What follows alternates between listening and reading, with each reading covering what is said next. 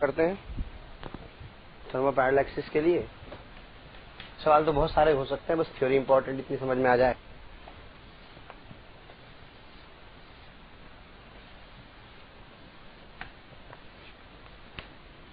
हाँ, ये एक radius r, mass m, solid states, और आपको कहा गया कि इसके अबाउट एम आई निकालो। फिर वही बात, कंबाइंड बॉडी है तो पहले आप इसका एम आई निकालेंगे इसके अबाउट, फिर आप इसका एम आई निकालेंगे इसके अबाउट, और दोनों को जोड़ देंगे। मुझे पता है कि किसी सॉलिड स्फीयर का मोमेंट ऑफ इनर्शिया उसके सेंटर से पास होने वाले एक्सिस के अबाउट 2/5 mr² होता है। तो क्या इसके लिए, अगर मैं ध्यान से देखूं पहले इसके लिए, ये आईसीएम का भी काम करेगी। तो क्या बच्चों ये जो डिस्टेंस होगी, टोटल डिस्टेंस 3r होगी।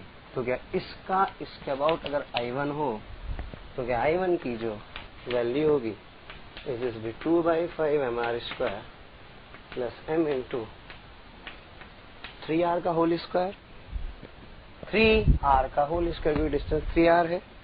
इन द सिमिलर मैनर इस स्फीयर के लिए, इस स्फीयर का एमआई 2/5 mr², यहां से यहां तक ये डिस्टेंस r है। माना इसका इसके अबाउट अगर I2 हो तो क्या इस I2 की वैल्यू 2/5 mr² प्लस mr² होगी। और अगर दोनों अब एक एक्सिस पर आ चुके हैं तो जो I नेट होगा that would be the sum of I1 plus I2। So this is 2/5 mr² plus m into 9r², 5 mr² plus mr²। जोड़ सकते हैं तो जोड़ने पर टोटल आ जाएगा 9554 on solving we get।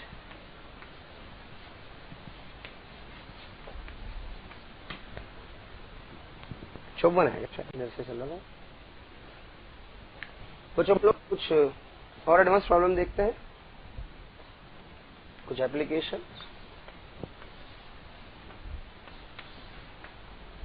Say this is A and A. This is a square lamina.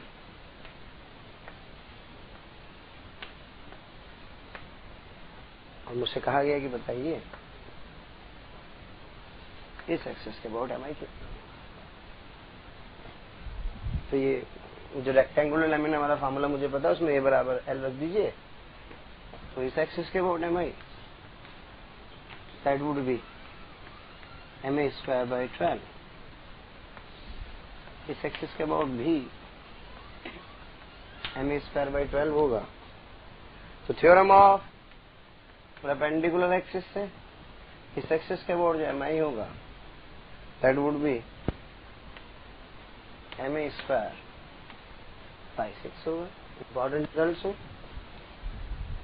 इस axis के about M I calculate करने के लिए अगर कहा जाए, इसके अबाउट बच्चों ma²/3, इसके अबाउट ma²/3। तो इस एक्सिस के अबाउट जो एम आई होगा वो होगी, इन दोनों का सम होगा, दैट इज 2/3 ma²। अब बच्चों बात ये आती है कि अगर मान लो मुझसे कहा जाए कि इस स्क्वायर लेमिना के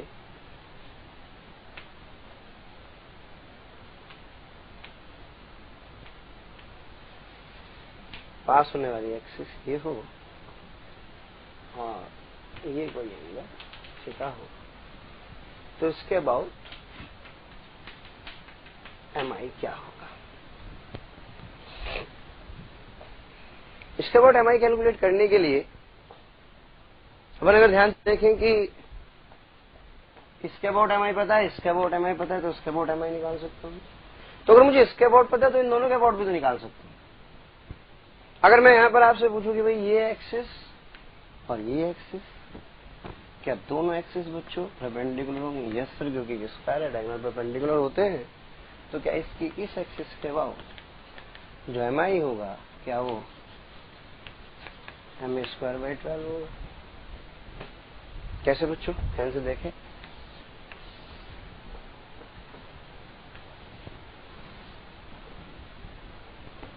इसके अबाउट एम स्क्वायर बाई 6, इसके अबाउट आई, इसके about I. Theorem of perpendicular axis है I plus I is equals to M square by 6, I is equals to M square by 12। तो क्या इस एक्सिस के about M square by इस axis के about M square by 12 होगा। कोई भी दो एक्सिस जो इस प्लेन से पास हो रहे हैं और इन दोनों के आपस में अगर वो एक दूसरे के परपेंडिकुलर हैं और एक एक्सिस कहां से पास हो रही है, सेंटर से पास हो रही है, तो इस एक्सिस के अबाउट एम आई और इस एक्सिस के अबाउट एम आई बराबर होंगे। आइडेंटिकल भी दिखाई भी दे रहा है। तो क्या इस एक्सिस के अबाउट एम आई मुझे पता है, तो क्या again theorem of parallel axis से इस एक्सिस के about M I that is M A square by 6 would be the sum of this plus this, और दोनों के अब बराबर है यानी 2i, तो i comes out to be m A square by 12। यानी कि कोई भी एक्सिस जो किसी स्क्वायर के प्लेन पास हो रही है, तो स्क्वायर के प्लेन में सेंटर से पास होने वाली एक्सिस का ऑफ इनर्शिया कितना होगा, एम स्क्वायर बाई 12 होगा। बच्चों थीटा से क्या होगा, इंडिपेंडेंट। तो मैं इसको इस रिजल्ट को इजीली यूज कर सकता हूं। मालूम मुझसे कोई ये कहे कि भाई एक स्क्वायर प्लेट है और यहां पर कोई थीटा एंगल पर एक एक्सिस है, इसके अबाउट एम आई कैलकुलेट कीजिए। तो अगर मुझे इसके अबाउट एम आई निकालना होगा तो सबसे पहले मैं इसके अबाउट एम आई निकालने से पहले एक ऐसे एक्सिस ढूंढूंगा जो उसके पैरेलल हो और वो बस सेंटर से पास होनी चाहिए। तो ये अगर सेंटर है तो क्या मैं एक पैरेलल एक्सिस ढूंढ रहा हूं? मुझे पता है कि ये डिस्टेंस जो कि परपेंडिकुलर डिस्टेंस ज्योमेट्री से कैलकुलेट हो जाएगी। इस एक्सिस के अबाउट एम आई अभी मैंने पढ़ी that is M A square by 12 इस प्लेन में और सेंटर से पास हो रही है। तो मैं थ्योरम ऑफ पैरेलल एक्सिस लगा करके बच्चों इस एक्सिस के अबाउट एम आई की वैल्यू कैलकुलेट करें।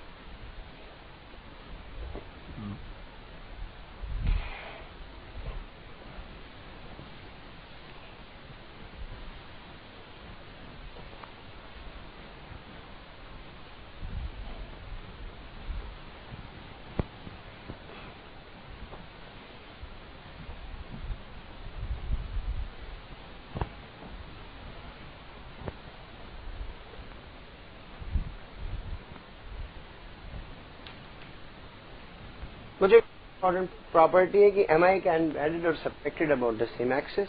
एम आई को सेम एक्सिस पर ही ऐड और सब्ट्रैक्ट किया जा सकता है। इसको आप ध्यान से देखें। मानो मुझसे कोई ये कहे बताइए इस प्लेट का जिसकी साइड एल है इस एक्सिस के अबाउट एम आई क्या होगा? So this angle is 45 degree और ये प्लेट है और आपसे पूछा गया है कि इसका एम आई क्या होगा। माना इसका एम आई आई है। बच्चों दो तरीके इसको सॉल्व करने के, तो इंटीग्रेशन से कर सकते हैं। मैं इसको इंटीग्रेशन से सॉल्व नहीं करना चाहता। तो अगर इंटीग्रेशन से सॉल्व नहीं करना चाहते तो आप ध्यान दें, क्या मैं मान सकता हूं कि एक ऐसी और एक ऐसी तीन प्लेट जिनकी लेंथ एल हो, अगर इसका मास m दिया हो तो मैंने माना कि इस तरह की तीन प्लेटें मान सकता हूं। ये तय है कि इसका एम आई जैसा होगा ऐसा ही इसका भी होगा। मैं आप ऐसे बनाए ऐसे में कोई फर्क थोड़ी पड़ रहा है। इसका एम आई भी और इसका एम आई भी। तो मैं मान सकता हूं कि अगर इस प्लेट का एम आई इसके अबाउट आई हो तो क्या बच्चों इस प्लेट का भी तो इस एक्सिस के अबाउट आई ही होगा, और क्या इसका भी आई होगा और इसका भी आई होगा, और क्या सभी एक एक्सिस पर है, तो क्या इस पूरे सिस्टम का मोमेंट ऑफ इनर्शिया क्या 4i होगा। अब मैं इसको रिप्लेस कर रहा हूं एक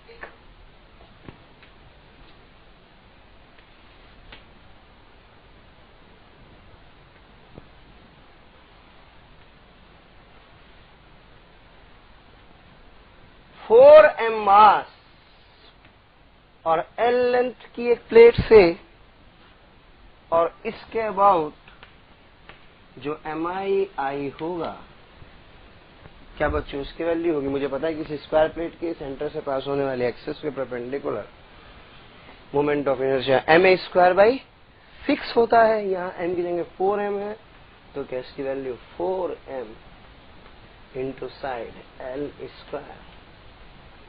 L²/6 होगा।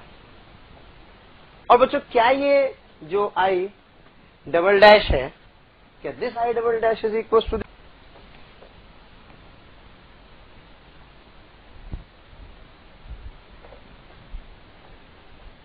ध्यान है ना कहां से कटेगा, तो I double dash 4m into L²/6 होगा। दोनों बच्चों बराबर है क्योंकि चारों प्लेट का 4i या इसका I डबल डैश, तो दोनों को मैं कंपेयर कर सकता हूं।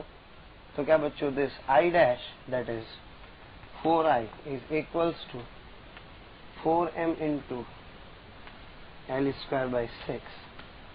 तो यहां से जो I की वैल्यू होगी क्या बच्चों वो mL²/6 होगी। इसका मतलब इस टुकड़े का, अलग से बना देता हूं, इस टुकड़े का इस एक्सिस के अबाउट जो mi होगा क्या वो mL²/6 होगा। और ऐसे नई थ्योरम पता लगती है, क्या नई थ्योरम पता लगती है कि किसी छोटे से एलिमेंट का mi वही होगा जो उन टुकड़ों से मिलकर बनने वाली पूरे स्ट्रक्चर का mi होगा। इस बात को आप कैसे समझ सकते हैं बच्चों कि अगर मुझसे कोई कहे कि सेमी सर्कुलर रिंग का mi बताइए, तो सर सेमी सर्कुलर रिंग, तो मुझे लगता है यार रिंग का एक पार्ट है, तो सेमी सर्कुलर का mi वही होगा जो रिंग का होगा, यानी कि इसका आंसर तो अगर मास m और रेडियस r है, तो जो इसका mi होगा इसका mi mr² होगा। प्रूव करना बहुत आसान है। क्या बच्चों ये माना इसका अगर i है, तो क्या इसका भी तो देखने में i होगा, तो क्या दोनों का 2i होगा। अगर मैं अलग से बनाऊं तो क्या ये एक 2m मास और r रेडियस की एक रिंग है, तो क्या इसका जो I डबल डैश है, क्या इसका I डबल डैश mr² यानी कि 2m इंटू r² होगा। और क्या बच्चों ये 2i और ये I डबल डैश बराबर हैं, तो मैं दोनों कंपेयर कर दूं तो क्या 2m इंटू r² बराबर 2i, तो रिजल्ट आता है I बराबर mr², यानी कि किसी रिंग का मोमेंट ऑफ इनर्शिया वही होगा जो सेमी सर्कुलर रिंग का।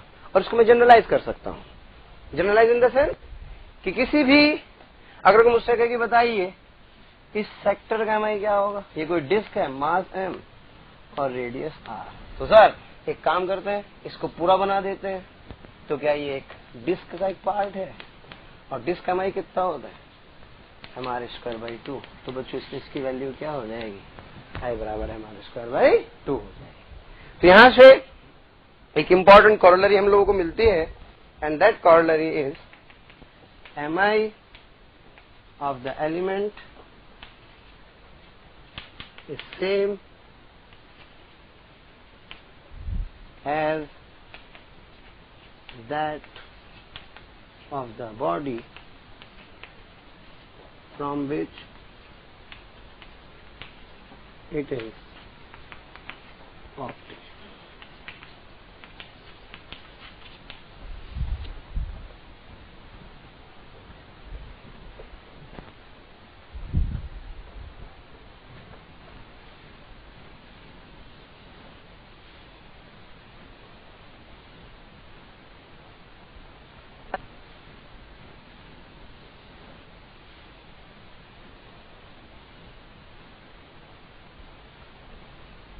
सही है भाई साहब?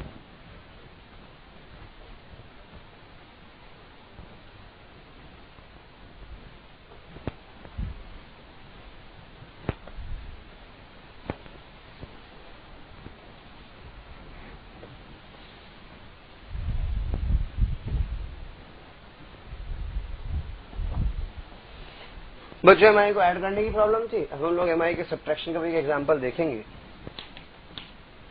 जे में यहाँ प्रॉब्लम है बड़ा इंपॉर्टेंट। डिस्क इसकी डेंसिटी सिग्मा केजी पर मीटर स्क्वायर, मान इसकी रेडियस 4r है। अगर इसमें से एक r रेडियस की डिस्क निकाल ली जाए, जिसको जो कैविटी बोलते हैं कैविटी, और इसके सेंटर और इसके सेंटर तक की डिस्टेंस माना कितनी है? 2r। तो आपको बताना होगा what is mi of the remaining system. What is mi of the system? बच्चों उसको ध्यान से समझें। इस प्रॉब्लम को सॉल्व करने के लिए मैं मान सकता हूं कि ये वो कंप्लीट डिस्क जिसकी रेडियस 4r है, माना अगर कैविटी ना होती तो इसका mi इस एक्सिस के अबाउट I1 होता, और ये जो छोटी सी डिस्क है इसका इस एक्सिस के अबाउट तो I2 है। लेकिन एक बात का विशेष ध्यान रखें, एक्सिस शुड बी सेम, तो इसका इसी एक्सिस के अबाउट माना mi कितना है? I2 है। तो अगर उससे कहा जाए कि इस पूरे पार्ट का जिसमें से कैविटी क्रिएट की गई है, इसका mi इस एक्सिस के अबाउट क्या होगा, तो इस एक्सिस के अबाउट इसका mi इस पूरे का mi और इस वाली कैविटी के mi को माइनस करना पड़ेगा। क्योंकि मैं दो बॉडीज को ऐड करके चल रहा हूं, तो एक बॉडी को निकालना तो ऑब्वियसली सब्ट्रैक्शन यूज करूंगा, तो इसलिए मैं यहां पर क्या करूंगा? Minus I2। But the thing is that mi can be added और subtracted about the same axis. तो जो नेट mi इस पूरे सिस्टम का होगा, इस पूरे सिस्टम का जो mi होगा, that I would be equals to this I1 minus I2, and the thing is that I2 should not be about this axis, I2 should be about this axis, क्योंकि mi को add और subtract same axis पर किया जा सकता है। तो I1 minus I2 में इस बात का विशेष ध्यान रख करके चलें कि यहां पर मैं क्या टर्म यूज करूंगा? सेम एक्सिस यूज करूंगा। तो so I is equal to I1 minus I2। कुछ इसका mi निकालना बहुत आसान है। ये एक डिस्क है और डिस्क का mi सब बच्चे जानते हैं कितना होता है? mr स्क्वायर बाई 2 होता है। तो जो इसका जो I1 होगा, this I1 this is equals to mass of this. इसका मास कैसे निकालेंगे अपन? इसका एरिया पता है मुझे, sigma into 4 pi into 4r का होल स्क्वायर मल्टीप्लाइड, ये आ गया आपका मास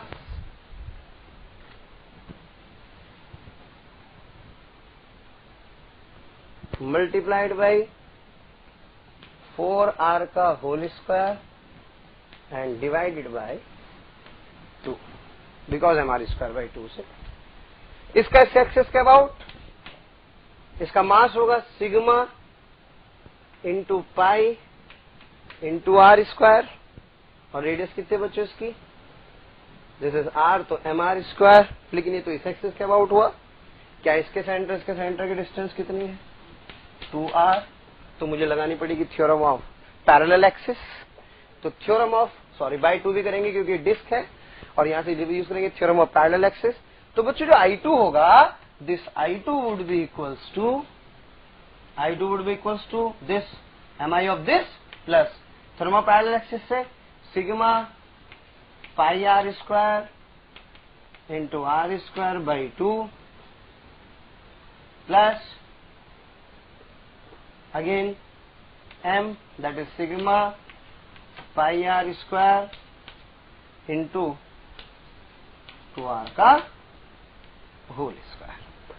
यहाँ से I2 आ जाएगा, I1 में निकाल चुका हूँ, I2 में निकाल चुका हूँ, तो जो I होगा बच्चों that I would be equals to I1, this is sigma pi 16r square into 16r square divided by 2, चूंकि कैविटी है तो माइनस करना पड़ेगा, minus sigma pi R square by 2 into R square plus sigma pi R square into 4r square.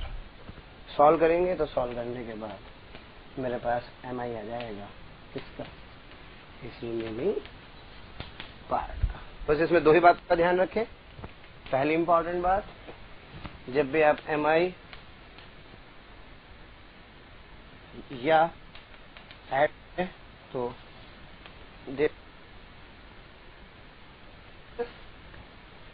और दूसरा, जब आप मास बाहर निकालते हैं तो I should be subtract।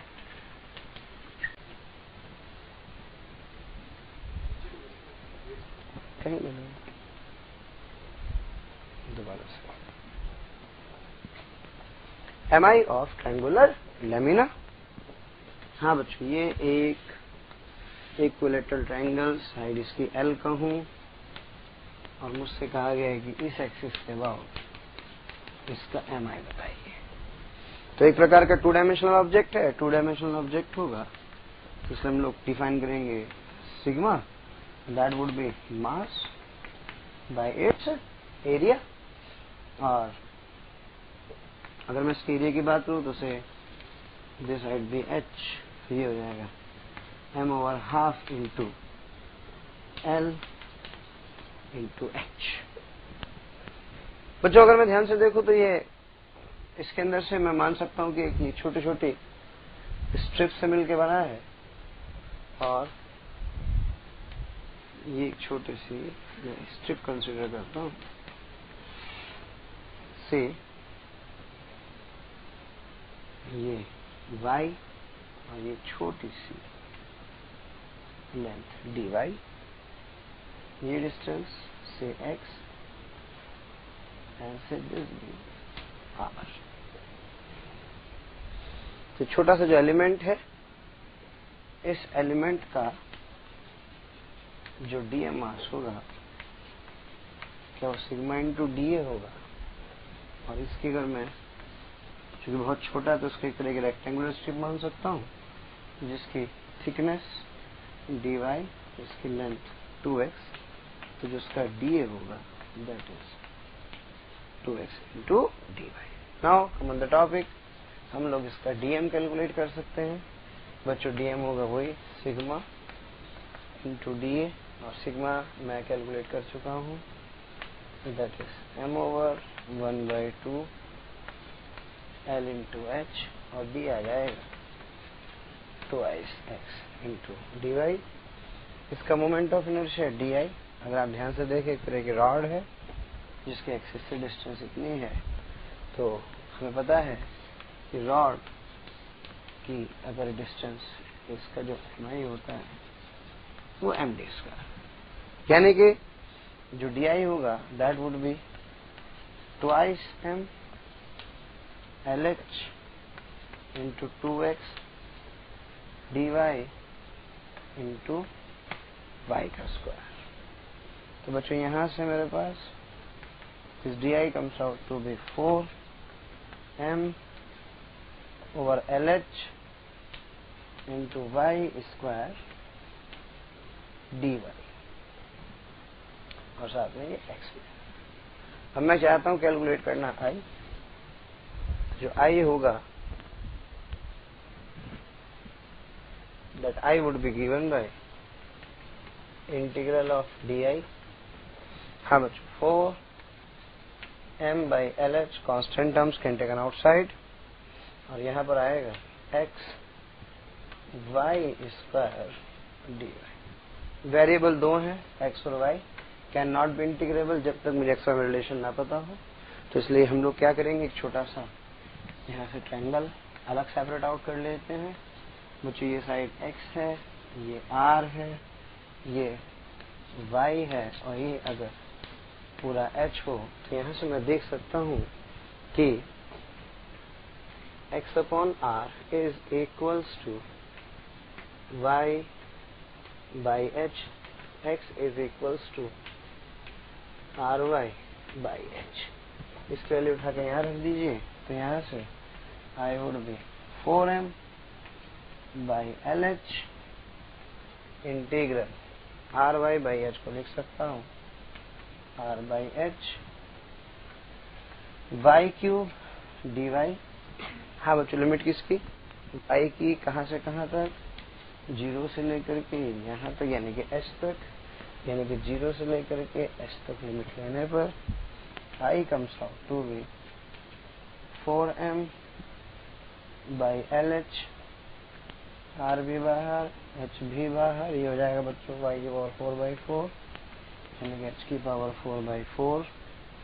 तो यहाँ से अगर मैं सॉल्व करूं, r की वैल्यू को लिख सकता हूँ L/2। बच्चों आप देख रहे होंगे यहाँ से r is equals to L/2, और h की वैल्यू यहाँ से पहले सिंप्लीफाई कर लेते हैं, h से स्क्वायर आ जाएगा, 4 से 4 कैंसिल हो जाएगा। So on solving it comes out to be m over L into L/2 into h square, और h स्क्वायर की अगर मैं बात करूं, ये हाइट h है बच्चों, लेंथ L है, ये एंगल कितने डिग्री होगा, 60 डिग्री होगा।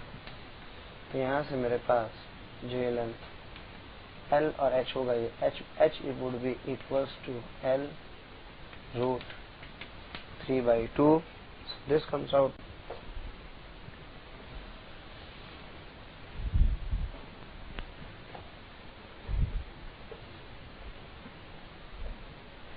तो जब तक हम लोगों ने MI निकालना सीखा, मैं आपको एक बार याद दिला दूं कि एक सिंगल पार्टिकल का किसी एक्सिस के वक्त MI होता था dm into r square.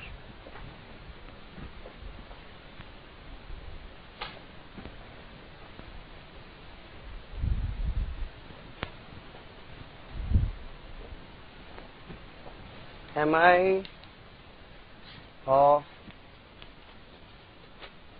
hollow cylinder about its axis of symmetry, यानी कि बच्चों अगर एक होलो सिलेंडर हो, ये इसके एक्सिस हो, इसके अबाउट इसका MI कैलकुलेट करना। सबसे पहला काम क्या करेंगे, फिर छोड़ेंगे, क्या ये एक छोटे से रिंग से मिलके बना है, और इस बार रिंग्स की रेडियस सेम है। बच्चों moment of inertia can be और can be subtracted about the same axis, very important point. अगर आप किन्हीं भी बॉडीज के MI को ऐड करना चाहते हैं तो उसके axis should be common, important thing.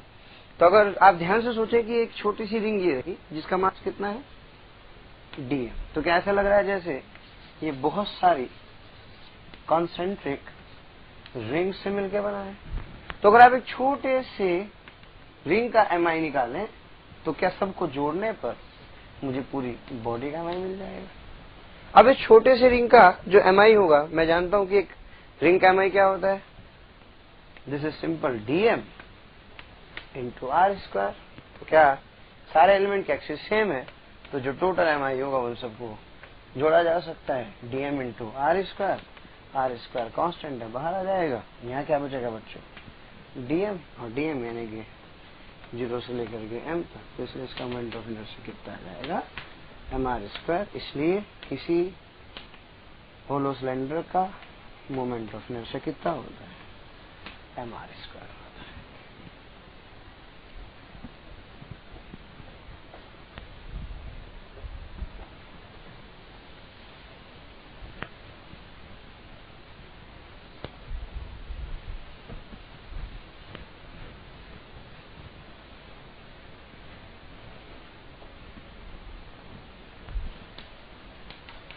mi of solid cylinder about axis of symmetry, which is bar, जो सिलेंडर है इसकी रेडियस से r एंड इट्स मास भी m, और ये एक सॉलिड सिलेंडर है।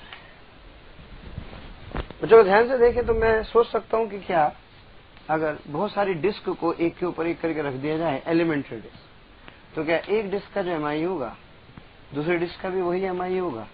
तो जो टोटल एमआई होगा क्या सबके सम के बराबर होगा? इसलिए मैं क्या करता हूं, इसमें से एक छोटी सी डिस्क कैलकुलेट करता हूं, माना जिसका मास कितना है डीएम।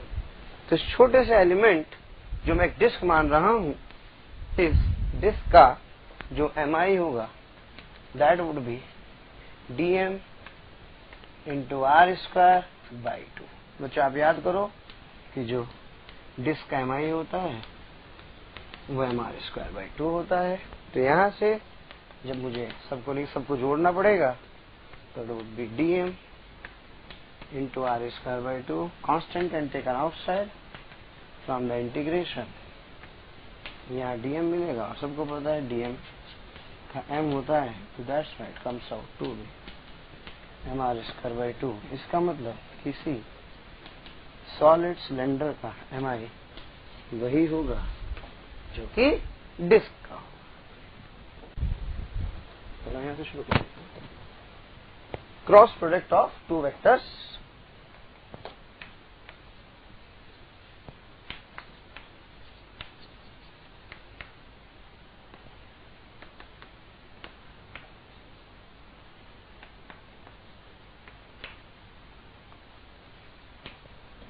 जो एक वेक्टर क्वांटिटी को दूसरी वेक्टर क्वांटिटी से मल्टीप्लाई करने के बाद जो रिजल्टेंट हो सकता है वो वेक्टर भी हो सकता है और स्केलर भी हो सकता है।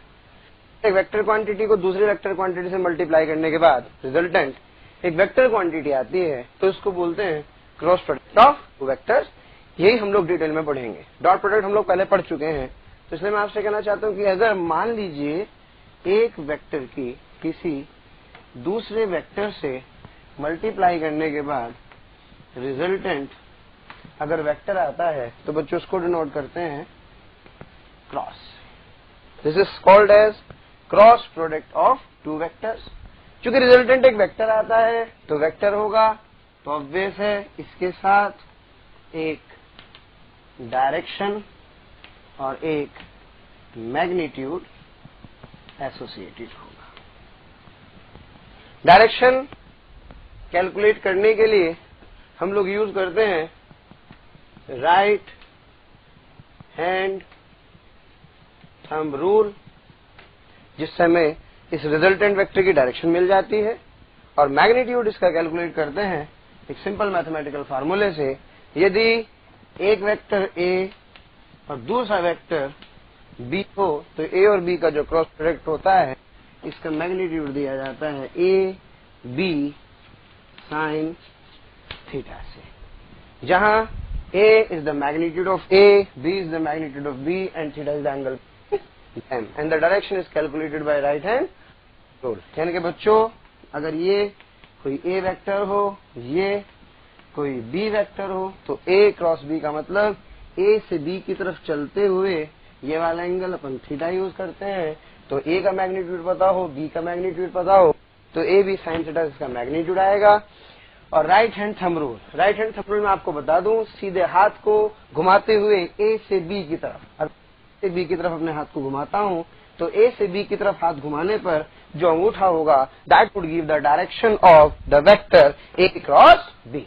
तो जब दो वेक्टर को मल्टीप्लाई करते हैं तो दो वेक्टर के मल्टीप्लीकेशन के बाद रिजल्टेंट एक वेक्टर क्वांटिटी आती है, तो उस रिजल्टेंट वेक्टर क्वांटिटी की डायरेक्शन और मैग्नीट्यूड निकालने का मेरे पास एक तरीका होता है। इस बार हम लोग डायरेक्शन को नेग्लेक्ट नहीं कर सकते और इसके बहुत सारे मैं आपको एग्जांपल्स बता सकता हूं। से फॉर एग्जांपल अभी हम लोग एक आगे जाके क्वांटिटीज पढ़ेंगे, वो इसके बहुत सारे एग्जांपल्स होंगे। तो अगर कहीं भी बच्चों दो वेक्टर के बीच में क्रॉस लगा है तो समझ लीजिए कि रिजल्टेंट क्या होगा, एक वेक्टर क्वांटिटी होगी। मतलब आपसे कहूं लिखा होगा कहीं V R omega, V R omega, omega cross R होता है।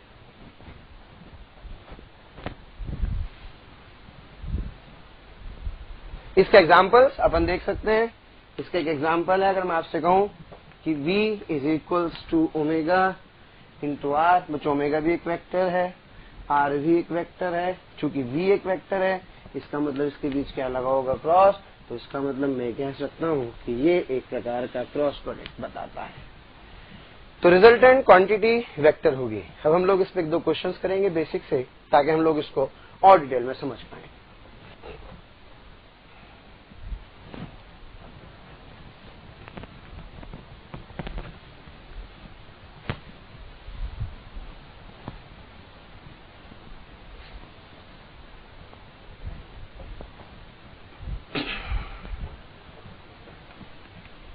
Questions. A vector is equals to 3 Newton towards east and B vector is 4 Newton towards north. Then what is A cross B? So A cross B, I can write it to be AB sin theta. Diagram से बच्चों ये मेरे पास जो direction है वो east है। This is 3 Newton, this is 4 Newton, this is the B vector and this is A vector, theta between them is 90 degree। तो मैं लिख सकता हूं यहां से 3 into 4 into sin 90, this would be 12 units। और इसके अलावा बात डायरेक्शन की आती है। बच्चों ध्यान दें आप लोग, मेरे लिए मुझे A क्रॉस B चाहिए, तो मुझे A से B की तरफ चलना होगा और A इस तरफ है, तो A की डायरेक्शन में उंगलियों को रखते हुए अगर मैं ऐसे सीधे हाथ को घुमाता हूं तो ये डायरेक्शन ये आती है। इसका मतलब A क्रॉस B की जो डायरेक्शन है वो आउटवर्ड होगी। और बच्चों आउटवर्ड को कैसे डिनोट करते हैं, क्रॉस से डॉट से। आउटवर्ड को डिनोट करते हैं डॉट से। तो इसका मतलब ये A क्रॉस B की डायरेक्शन होगी। और कुछ एग्जांपल कर सकते हैं हम लोग डायरेक्शंस को कैलकुलेट करने के लिए। तो मैग्नीट्यूड आप ऐसे कैलकुलेट करें,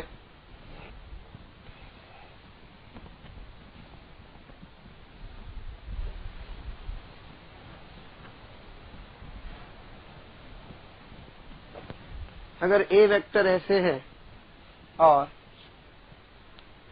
B वेक्टर ऐसे है, यानी कि A vector is towards east and B vector is inwards, तो आपसे पूछा गया बताइए what is the direction of A cross B। मुझे बताना होगा कि A क्रॉस B का डायरेक्शन। तो बच्चों A आपको दिखाई दे रहा है इधर की तरफ है, B कहाँ है, B है अंदर की तरफ। अंदर की तरफ मतलब ये मेरा हाथ इधर हुआ, इसको मैं अंदर की तरफ घुमाऊंगा, तो अंदर की तरफ घुमाने पर ये जो डायरेक्शन होगी, this would be the direction of A cross B। अगर मान लीजिए मैं आपसे कहूं कि भाई ये मेरे पास A वेक्टर है, ये मेरे पास एक B वेक्टर है, तो बताइए A क्रॉस B की डायरेक्शन क्या होगी। तो बच्चों A से B की तरफ अपन ऐसे चलेंगे, A की तरफ हाथ रखते हुए B की तरफ घुमाऊंगा, तो थंब अंदर की तरफ आ रहा है। अंदर की तरफ मतलब आई कैन यूज इनवर्ड, इसका मतलब इसके लिए मैं क्रॉस यूज करूंगा। तो इस प्रकार मैं अगर क्वांटिटी जिनका कि क्रॉस प्रोडक्ट मुझे दिया हो तो मैं उसकी डायरेक्शन इजीली कैलकुलेट कर सकता हूं। सो फॉर एग्जांपल अगर मैं आपसे कहूं कि भाई एक वेक्टर ये रहा A, एक वेक्टर ये रहा B, तो क्या वेक्टर को पैरेलल शिफ्ट कर सकते हैं? बिल्कुल कर सकते हैं। तो क्या ये मेरे पास A वेक्टर होगा? और अगर मुझसे कहा जाए what is A cross B, तो क्या A क्रॉस B के लिए मुझे ऐसे हाथ को घुमाना होगा, तो A cross B again inward होगा। तो ये A क्रॉस B की डायरेक्शन निकालने का एक तरीका है। Important thing, A cross B की कुछ प्रॉपर्टीज भी हैं। कुछ प्रॉपर्टीज में जैसे it does not obey commutative law, A cross B is not equals to B cross A। उसका कारण बच्चों ये है कि मैग्नीट्यूड तो सेम होंगे, लेकिन इनकी जो डायरेक्शन होगी वो क्या होगी, the direction would be different. तो ये प्रोडक्ट से रिलेटेड कुछ छोटी छोटी बातें थी जो हम लोगों को याद रखनी है।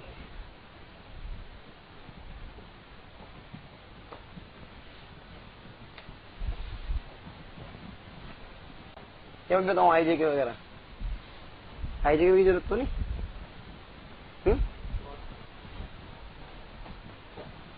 नाउ द न्यू क्वांटिटीज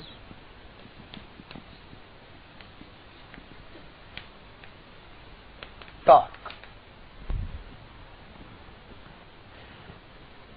बच्चों जैसे न्यूटन्स लॉज ऑफ मोशन में हमने पढ़ते समय ये जाना कि अगर कोई बॉडी रेस्ट पर है और इसको वेलोसिटी v देनी होगी तो इसके लिए there is requirement of force, यानी कि फोर्स क्या प्रोड्यूस करता है, फोर्स प्रोड्यूस करता है बॉडी के अंदर एक्सेलरेशन। इसी प्रकार अगर कोई बॉडी किसी v स्पीड से जा रही हो और आप इसकी स्पीड को कम या ज्यादा कर रहे हो तो उसके लिए भी आपको इसके ऊपर फोर्स लगाना होगा। ये इधर भी हो सकता है, ये इधर भी हो सकता है। तो फोर्स लगाने से फिर इसके अंदर एक ए पैदा होगा, यानी कि फोर्स एक ऐसा फैक्टर है जो कि किस में चेंज करता है, किसी बॉडी की में चेंज करता है, चाहे स्टेट ऑफ रेस्ट हो या स्टेट ऑफ क्या हो, मोशन हो। इसी प्रकार रोटेशनल मोशन में अगर कोई बॉडी किसी एक्सिस के अबाउट घूमने के लिए है, अगर ये रेस्ट पर है तो इसको कुछ ओमेगा मिल जाएगा, और अगर ये किसी ओमेगा से घूम रही है तो बच्चों ओमेगा की वैल्यू कम या ओमेगा की वैल्यू ज्यादा हो जाएगी। यानी कि इसका मतलब इस केस में there is a requirement of alpha, और अल्फा जो भी क्वांटिटी अल्फा प्रोड्यूस करती है उस क्वांटिटी को हम लोग क्या कहते हैं, टॉर्क कहते हैं। And this it plays the same role in rotational motion as force plays in translational motion. तो सीधा सा लॉजिक या सीधी सी बात ये हुई कि what is torque. Torque is nothing but ये किसी बॉडी के अंदर अल्फा प्रोड्यूस करने का काम करता है, क्योंकि जो भी बॉडी के अंदर अल्फा प्रोड्यूस होगा वो किसकी वजह से होगा, वो जिस क्वांटिटी की वजह से होगा उस क्वांटिटी को क्या कहा जाएगा, टॉर्क कहा जाएगा। अब बात यह है कि मुझे महसूस तो होगा कि टॉर्क क्या है सर, किसी बॉडी के ओमेगा में चेंज करने के लिए जो भी कोई क्वांटिटी रेस्पॉन्सिबल है उसको मैं क्या कह रहा हूं, टॉर्क कह रहा हूं। लेकिन अब बच्चों बात यह आती है कि टॉर्क का मेजरमेंट कैसे होगा, क्योंकि हम लोग फिजिक्स में दो ही बात करते हैं, पहले तो पढ़ते हैं कि वो फिजिकल फील क्या होती है, उसकी फील लेते हैं, उसके बाद उसकी वैल्यू को कैलकुलेट करते हैं। तो वैल्यू को कैलकुलेट करना मतलब मेजरमेंट करना। तो अगर मैं किसी बॉडी के ओमेगा में चेंज कर रहा हूं, यानी कि किसी बॉडी को मैं अल्फा प्रोड्यूस कर रहा हूं, तो अल्फा प्रोड्यूस करने के लिए जिस फैक्टर का नाम मैं टॉर्क बोल रहा हूं, तो इस टॉर्क की वैल्यू कैलकुलेट कैसे होगी ये मुझे जानना होगा। तो इसके जानने के लिए हम लोग अभी इसका मेजरमेंट पढ़ते हैं कि what is torque and how it can be calculated.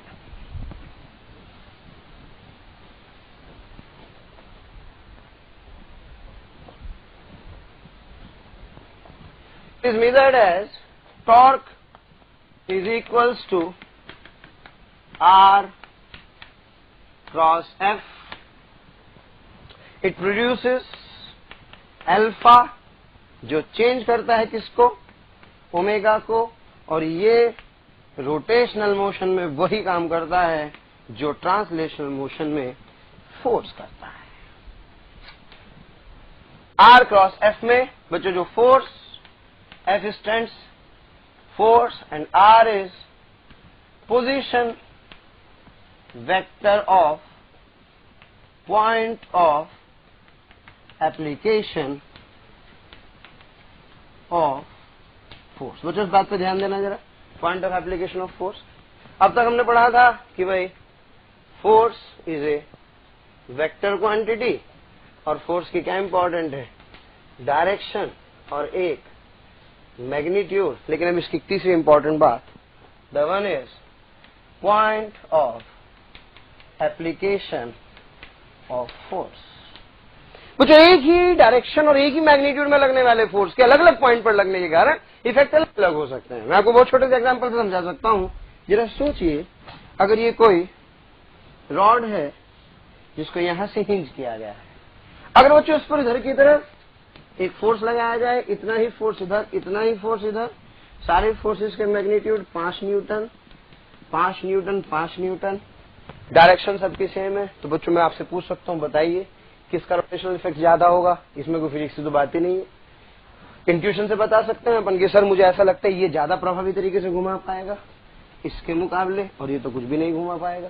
तो क्या बच्चों, पॉइंट ऑफ एप्लीकेशन भी मैटर करता है। इसलिए मैं आपसे कह रहा हूं, जब हम लोग रोटेशनल मोशन में फोर्स पढ़ते हैं तो फोर्स में 3 बात ध्यान रखिए। What is its direction, what is its magnitude and what is it's point of application. क्योंकि अलग अलग पॉइंट ऑफ एप्लीकेशन पर हो सकता है एक ही मैग्नीट्यूड, एक ही डायरेक्शन वाला फोर्स लग रहा हो, लेकिन उसके इफेक्ट क्या आ रहे होंगे, अलग अलग आ रहे होंगे। इसलिए बच्चों हम लोग जब ये टॉर्क पढ़ेंगे तो टॉर्क में जब फोर्स पढ़ेंगे तो फोर्स में इस बात का भी ध्यान देंगे कि फोर्स की डायरेक्शन क्या है, फोर्स का मैग्नीट्यूड क्या है और फोर्स का पॉइंट ऑफ एप्लीकेशन क्या है।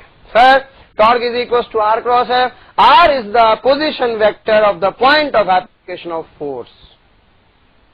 ओरिजिन यानी कि जिस पॉइंट के अबाउट बॉडी घूम रही है वहां से इस पॉइंट लग रहा है, उस वाले वेक्टर को मैं किससे डिफाइन करूंगा, आर वेक्टर से डिफाइन करूंगा। अभी इसको डायग्राम से भी आप समझ सकते हैं।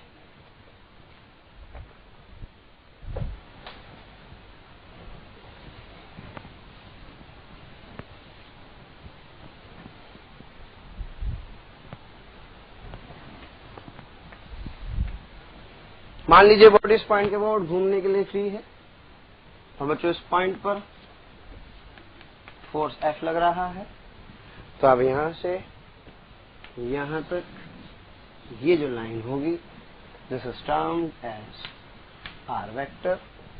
इसको आप थोड़ा सा आ सकते हैं, ये आर की डायरेक्शन है, इसके बीच का जो एंगल होगा वो थीटा होगा। क्योंकि torque is equal to R cross F, तो आर क्रॉस एफ को लिख सकते हैं R F sine theta. This is the magnitude of torque. बच्चों ये आर कहलाता है, ये आपका एफ कहलाता है, इनके बीच का ये वाला एंगल थीटा होता है। ये एंगल थीटा नहीं होता, आर को आगे बढ़ाने पर और एफ के बीच का जो एंगल होता है थीटा होता है। एफ के बीच की पीछे तक वाली इस लाइन को हम लोग यूज करते हैं लाइन एक्शन ऑफ फोर्स।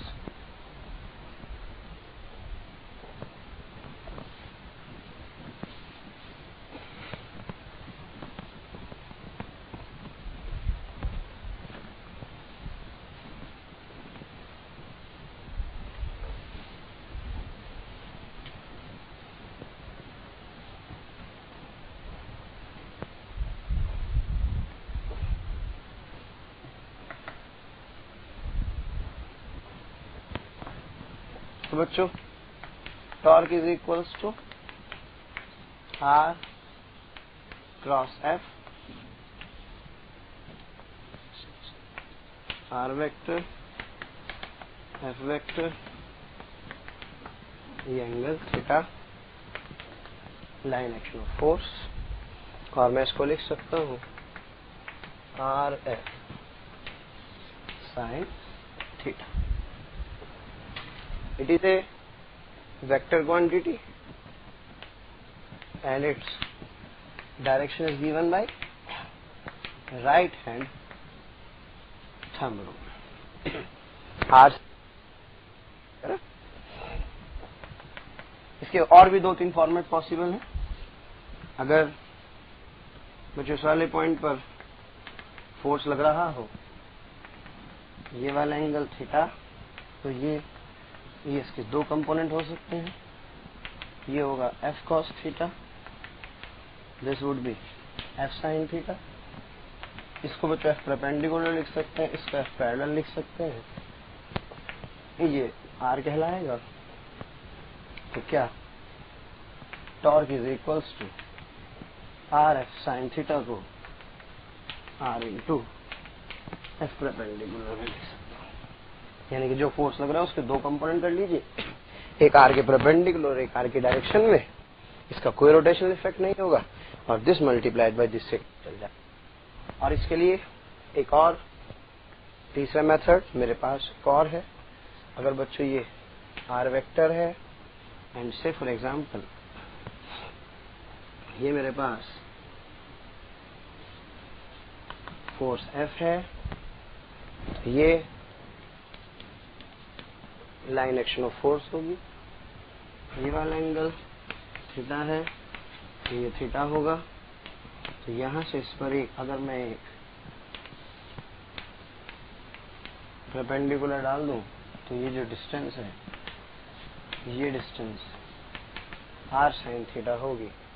तो मैं दोबारा लिख सकता हूँ torque is equals to r f sin theta या f into r sin theta या बच्चों f into r perpendicular.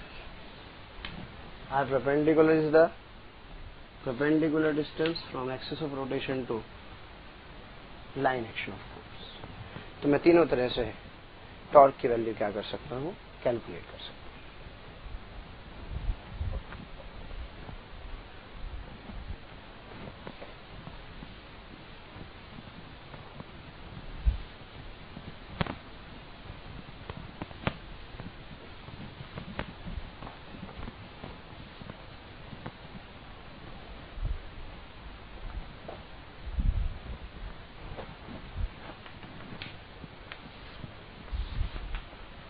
Question 5 Newton का फोर्स, ये वो पॉइंट जिसके बाद बॉडी रोटेट कर रही है। So this distance with 10 meter, this angle है 37 डिग्री। तो बच्चों torque is equals to R F sine theta, R की वैल्यू होगी 10, एफ कितना बच्चों 5, साइन थीटा की बात करें तो this is sin 37, so it comes out to be 50 into sin 37, that is 3/5, so it comes out to be 30 Newton into meter. Sir direction कैसे निकालें? Very simple. हाँ बच्चों, डायरेक्शन क्या होती है sir? R cross F, R से F की तरफ, ये आर की डायरेक्शन है जिसको आप आगे बढ़ा सकते हैं।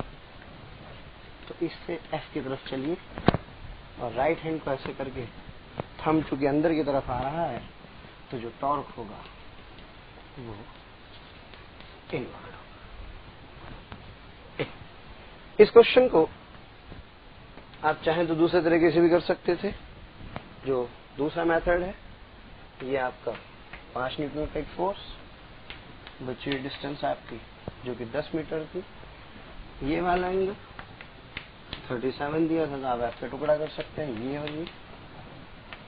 तो ये F sine 37, this is F cos 37। यहाँ से जो टॉर्क होगा, this torque would be equals to F perpendicular into R, that is F sine 37 into 10, that is 30 newton meter. और अगर आप चाहें तो उसको एक और, इसका थर्ड मेथड बताया गया था, इस एफ को पीछे बढ़ाइए और यहां से इस पर परपेंडिकुलर डाल दीजिए। ये एंगल 37, तो बच्चों ये भी 37, तो ये जो डिस्टेंस होगी दैट वुड बी 10 साइन 37। तो यहां से जो टॉर्क होगा that torque would be F into R perpendicular, that is 5 into 10 sin 37, it comes out to be again 30 Newton into meter। यानी कि आप कैसे भी चले, एक ही तरीका है टॉर्क करने का। सही चला नहीं? कुछ छूटा तो नहीं?